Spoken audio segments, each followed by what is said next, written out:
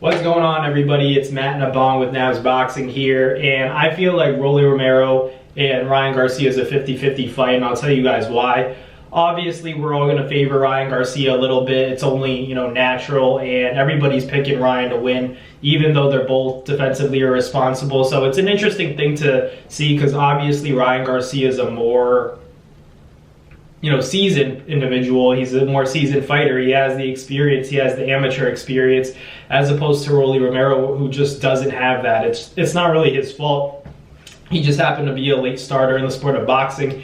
And for Rolly to be on the same stage as a guy who's a 16-time national champion as an amateur with Ryan Garcia, I feel like that's already credit to Rolly Romero, because how do you get to this stage being a late starter and then you have a guy with so many amateur wins and of that amateur pedigree, and you're still sharing the ring with him when you don't really have many professional fights and you really don't have many amateur fights or any amateur experience that would warrant you to be in the ring with Ryan Garcia. So respect to Rolly. I feel like this is his last opportunity to really prove to the fans that he still has a chin and he can still hang in there with the best. Obviously, I think he's gotten the short end of the stick in a lot of fights because he hasn't felt his best in terms of weight. I think at 147, he may be able to weather the storm a little bit better because he'll be a little bit more hydrated, a little bit more comfortable at the weight class, and that it will, in a combination with his, strength and physique, should allow him to compete. I feel like he and Ryan Garcia are both very defensively irresponsible people, and fighters, so I feel like that would make for a very exciting fight. Both fighters have a chance to knock each other out. They both have the capability to knock each other out. Rolly has power, Ryan has power. It's all about who's a little bit more strategic and who's able to land that shot first. And the reason why we're all picking Ryan Garcia is because in these exchanges, we're going to expect Ryan Garcia, with his amateur experience and his pro experience as well, to be able to time Rolly in these exchanges and for him to land his shots first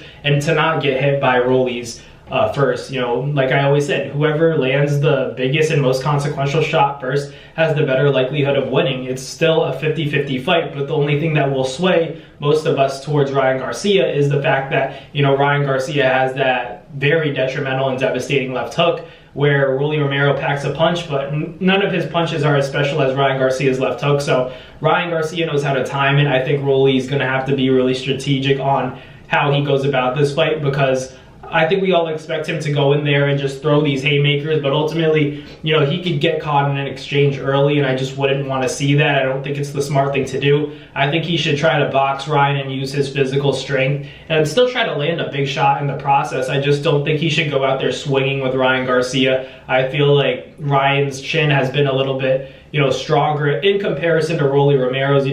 When Isaac Cruz fought Rolly, he didn't really seem to be hitting him that hard. Yeah, he was catching him with clean shots, but Rolly was very reactive despite these shots not looking too heavy. Despite, obviously we know they landed clean, but they didn't look like a shot or shots that would really put a guy out. Yet, we saw Rolly stumbling and everything like that. And, this is really Rolly's last chance to prove that he can compete, at the highest level. Like I said before, it's all about, how high is his punch resistance at this point in his career, because if he's not able to deal with it, then I feel like Rolly might have to just call it a career, because it's just a dangerous sport where you've already seen him take a lot of punishment. And with Ryan Garcia being your next fight, it's just going to be very difficult to deal with that kind of fighter, that kind of style, where that left hook's coming. You're just going to have to be staying prepared at all times, and Rolly's going to have to be very awkward, as he usually is, in getting his shots off. He's going to have to use his physical strength, because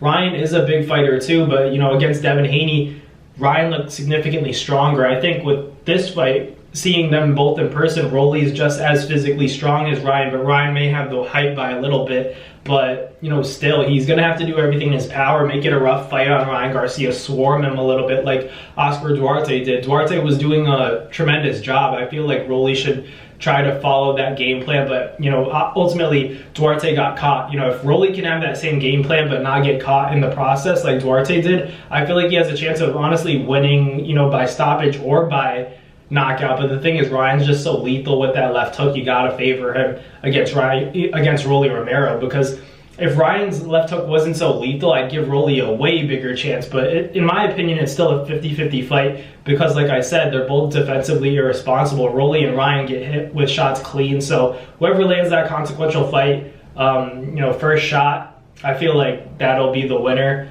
But, I got to go with Ryan Garcia. But let me know in the comments what you guys think. Thank you guys for watching. Like, comment, and subscribe. And I'll catch you guys on the next Nabs Boxing video. Peace.